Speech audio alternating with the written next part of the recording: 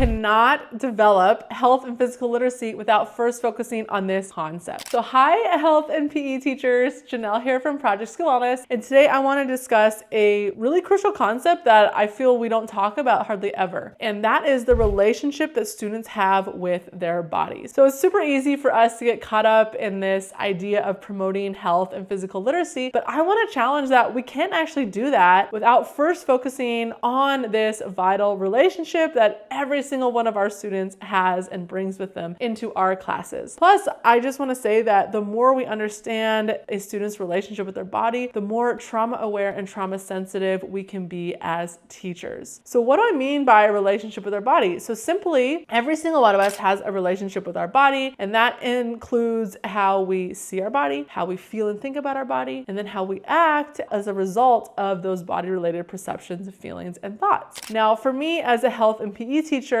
I fundamentally believe that this relationship is like the most important relationship we could ever focus on, and it literally connects to everything as in terms of our work as health and PE teachers. And that's because that the relationship that a student has with their body impacts how they show up everywhere in life. Now, specifically in our classrooms, that means how they engage or don't engage, how they interact, who they interact with, how they interpret the content we're teaching, how they apply that content. It literally impacts everything. Now, for some students, this relationship is super straightforward and almost unconscious. And if we look at the body image continuum, they're at that enriching end of the spectrum. And this relationship just doesn't even take up much, emotional, mental, or physical energy. They just exist, right? But for other students, this relationship is this constant, consuming, overbearing, like heavy burden and presence that is impacting their life. And they are the ones that are on that more on that harmful end of the spectrum. Now, the body image continuum, students can exist anywhere on here, and everyone's not at one end or the other, and it's not a static position that they're at. But this does help us visualize how students are showing up in their bodies when they come to our classrooms. So what does this mean for us as teachers, understanding this relationship, and why is it so important? And well, first I want to say that the ideal is that students are all on that enriching end, that they feel at home and comfortable in their bodies, right? Because if they feel at home and comfortable in their body, they can feel at home and comfortable anywhere, thus giving them this confidence and security to simply exist in the world. So again, what does this mean for us, especially in terms of that goal of promoting health and physical literacy? So I think there are a couple things. One is that we need to understand that in order to nurture health and physical literacy, we need to have that foundation of focusing on the student, a relationship the student has with their body, and recognizing that it impacts everything. The second thing is that as teachers, we need to understand that literally everything we do in our class has the power to influence how a student feels in their body and then where they are in that body image continuum. So a student can show up at peace with their body, and we can actually, through harmful teaching practices, we can damage that relationship with their body, right? We can push them towards the harmful end, but that also means that there's hope that if a student shows up at war with their body, feeling out of place, making themselves smaller, really intentionally taking up as little space as possible, as teachers, we have the power to help transform that relationship. So in my opinion, the implications of this, understanding this relationship, are enormous, right? It's so huge because a student, it's going to be very hard for them to nurture overall well-being, to nurture and promote physical and health literacy if they're at that harmful end. And understanding this has really fundamentally changed everything about how I teach health and PE. And my number one priority now is all about focusing on fostering an environment where students can build confidence and comfort in their own body. And the primary way that I've done this is through embracing and integrating a body neutral mindset into my teaching. Now, we don't have time to go into all of that in this video, but don't worry, I have a workshop, Embracing